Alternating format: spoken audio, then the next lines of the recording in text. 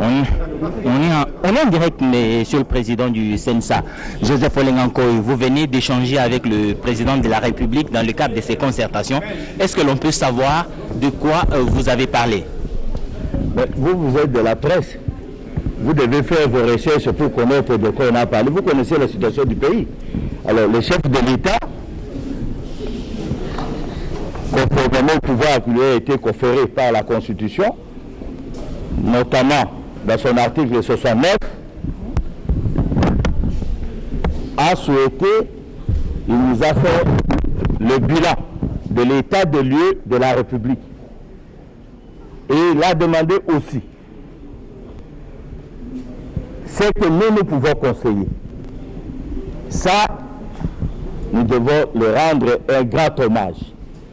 Parce que la plupart des chefs, ils ne demanderont jamais cette question. Et c'est là que nous avons aussi profité pour donner au chef de l'État notre point de vue, auquel on aurait souhaité à ce que, si on aurait été consulté avant, on aurait souhaité à ce qu'il se rencontre d'abord avec son prédécesseur, Kabila Kabange, qu'ils arrivent à échanger. Pourquoi?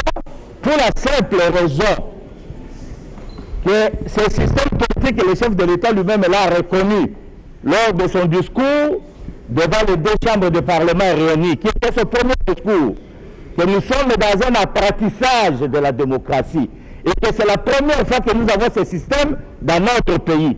Il est souhaitable, parce qu'en politique, le dialogue doit être permanent et jamais arrêté. Ils en discutent à deux pour lui montrer cette fois-ci à deux, sans avoir des extrémistes qui sont du côté de Joseph Kabila et des extrémistes qui sont du côté du président de la République. Le mettre de côté et en face, il parle le problème de la République.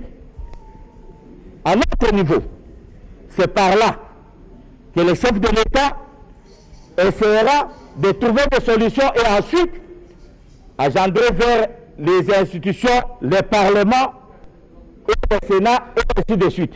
Parce que de nous tous ici, la seule personne qui a eu le pouvoir par la voie, le suffrage universel, c'est le président de la République. C'est à ce titre qu'on lui reconnaît comme le garant de la nation, comme le premier magistrat du pays, comme le premier diplomate du pays, comme le premier commandant suprême du pays. Je crois que tout ceci réuni, la nation l'a reconnu par rapport au pouvoir qui lui a été conféré par le peuple.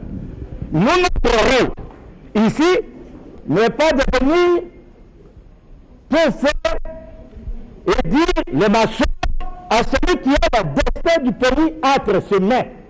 Notre mission est de dire toujours la vérité et l'orienter vers la voie de la paix. Je vous remercie, mesdames et messieurs de la presse. Vous avez été gentils de m'interroger. À ce stade, quelle chance donnez-vous à ces consultations? J'ai tout dit.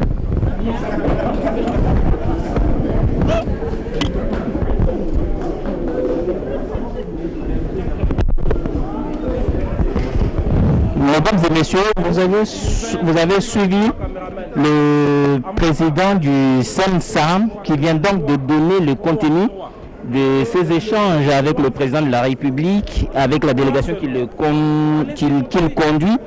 Le président du CENSA, Joseph Olengankoy, a tout simplement conseillé, en tout cas c'est pour reprendre ces mots, au président de la République, c'est son point de vue bien entendu, qu'il aurait été souhaitable que le chef de l'État, Félix Antoine Tshisekedi, entre en contact avec son prédécesseur pour que des échanges entre lui et son prédécesseur aboutissent à une solution pour éviter les malentendus qui ont presque élu domicile dans les deux cas, je parle du CACH et du FCC. L'idée de Joseph Olengankoy est donc celle qu'il a donnée au président de la République. En ce moment, la Commission nationale des droits de l'homme s'affaire à entrer pour être reçue par le président de la République. C'est son coordonnateur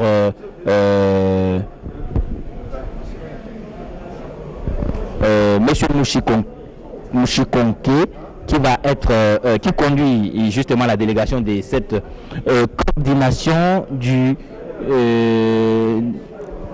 de la CNDH. Je crois qu'ils ont eux aussi, donc ils sont entrés, ils saluent le président de la République, ils vont échanger certainement